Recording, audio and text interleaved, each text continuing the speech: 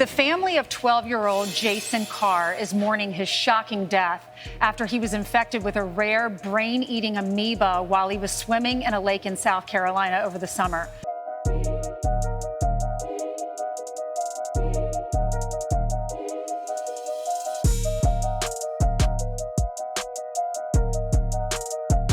Jaysen's parents, Clarence and Ebony Carr, join us now. Thank you all so much for joining us. Thank you. Thank you for having us. You're welcome. Clarence, tell us what happened. Well, Jaysen went to a friend's house to celebrate the 4th of July weekend. And they had a full holiday full of swimming, fishing, boating, just being a bunch of little boys, doing what kids do. And when we went to pick him up, the next day, Jaysen was complaining about a headache. And we weren't really sure what was going on, so we gave him a Tylenol, and he said that he did feel somewhat better. The very next day, he complained about a headache again. And then we decided to take him to the doctor to just get him checked, see what was going on. With him being a multi-sport athlete, I thought maybe he was dehydrated because I know he plays hard, he's energetic, and I was really hoping that that's what was going on. Mm-hmm. Once we got to the doctor, they gave him a shot. I believe it was Toradol. Jaysen said that he was feeling somewhat better. So we went home and kind of had a normal night, video games, playing with his friends. So things kind of leveled out. The very next day, Jaysen went to baseball practice.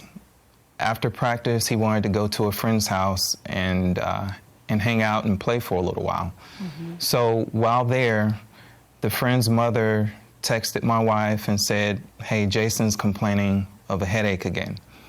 And we said, okay, we'll keep an eye on him and go from there. Well, she texted back saying that he was vomiting. Oh my gosh. And that's when we went to go pick him up. At that point, I know Jaysen plays football as well. I was thinking maybe he's got a concussion, maybe he got hit and didn't really tell me what happened. So when we picked him up and came home to get his clothes together to take him to the doctor, we knew something was wrong immediately because he left us in the house and walked to the truck and waved to us, telling us, "Hey, I gotta go." So we grabbed the keys, took him to the ER. He walked in on his own. He was in pain. He walked in on his own. We went to the ER, and he vomited there again during triage.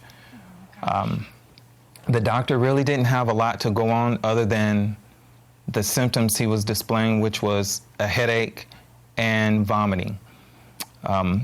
Once they did the triage, the doctor was wanting to start antibiotics.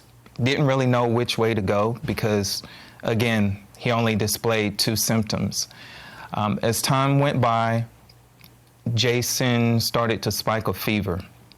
And that's when the doctor had some direction of where to go, implicating an infection of some type. Mm-hmm. So they started different antibiotics, and we disclosed that he was in water. We did disclose that he was at Lake Murray. Mm-hmm.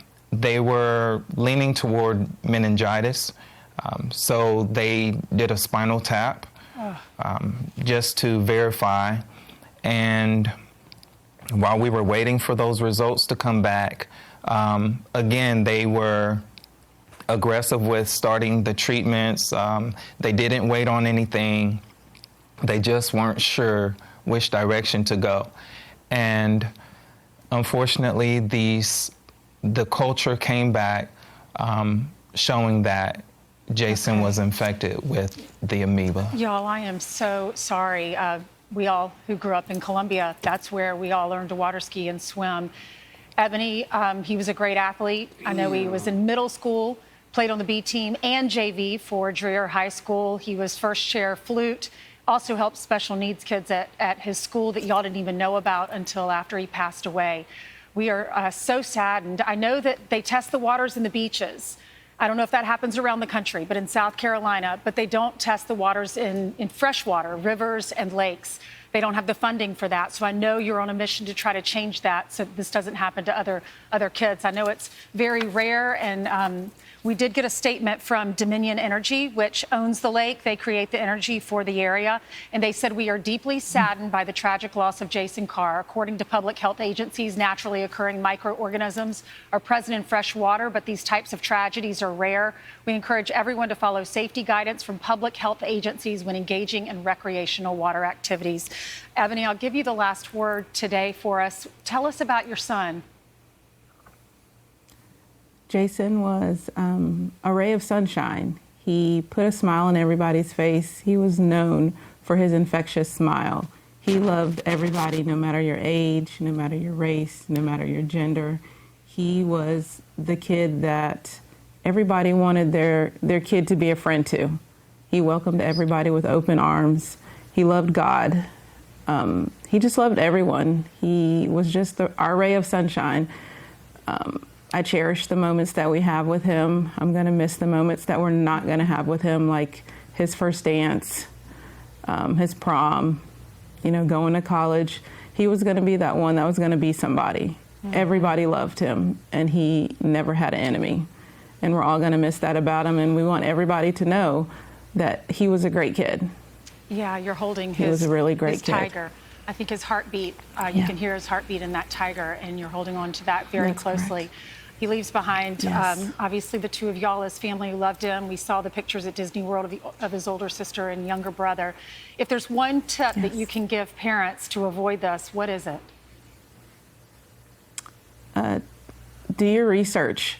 If you're doing something that you've never done before, do your research. Also, these companies out here, if you know that there's something out there that could potentially be deadly, let people know so that they can make their own informed decision on whether or not they want to take that chance. Damn, condolences to the parents and the family members of Jaden. It's so sad to hear a story like this because this kid seemed like he had everything going for him. Sports, I mean, people loved him. He loved everybody. I mean, even him helping the disabled kids that they were saying that the parents didn't even know until after he passed. Like, that's sad because that tells you that he was the type of person that would go out of his way to do something good without having everybody just looking at him to make sure people are looking that he's doing a good, right thing or helping people. It really sucks. But for everybody out there that's going to be going swimming or doing any type of activity in the water, research the area first. Try to do some homework and be careful out there. Or even talking to locals. If you're in an area where you want to go swimming and you're not familiar with the area, talk to locals and be like, hey, is there something in these waters? Has there ever been a situation in these waters? I mean, just something out there just so people can be cautious. Let me know what you guys think about this in the comments below. Like and subscribe. I would appreciate it. Till next time. Peace out, everybody.